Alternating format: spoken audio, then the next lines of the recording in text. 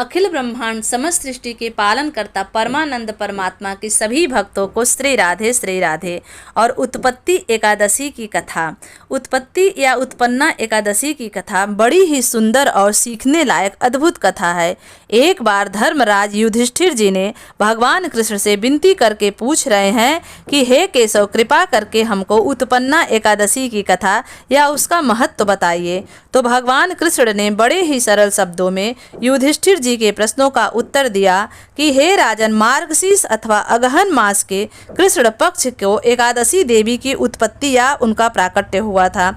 इसी कारण इसे उत्पन्ना एकादशी या उत्पत्ति एकादशी कहते हैं। इसी दिन से एकादशी के व्रत का आरंभ भी हुआ था। यह कथा अत्यंत पावन और पुण्यदायी और फल को प्रदान करने वाली कथा है। इसके श्रवण मात्र से मनुष्य के समस्त पापों का नाश हो जाता है और आत्मा का उद्धार हो जाता है। सुनो, मैं आपको उस समय की कथा बता रहा हूँ जब असुरों की शक्ति अत्यधिक बढ़ गई थी और उन्हीं असुरों में एक मुर नामक असुर था। वह बड़ा ही अहंकारी, क्रूर और निष्ठुर था। उसने कठोर तपस्या कर ब्रह्मा जी को प्रसन्न कर लिया था और उनसे ब्रह्मा जी से वर मांग लिया था। ब्रह्मा जी उसकी भक्ति से प्रसन्न होकर उन्हें तथास्तु कह दिए थे।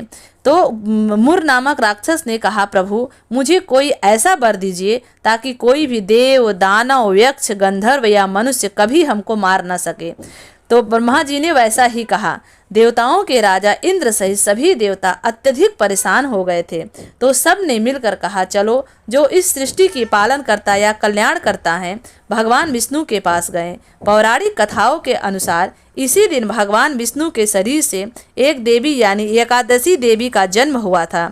उन्होंने मुर नामक भयंकर राक्षस का वध किया था।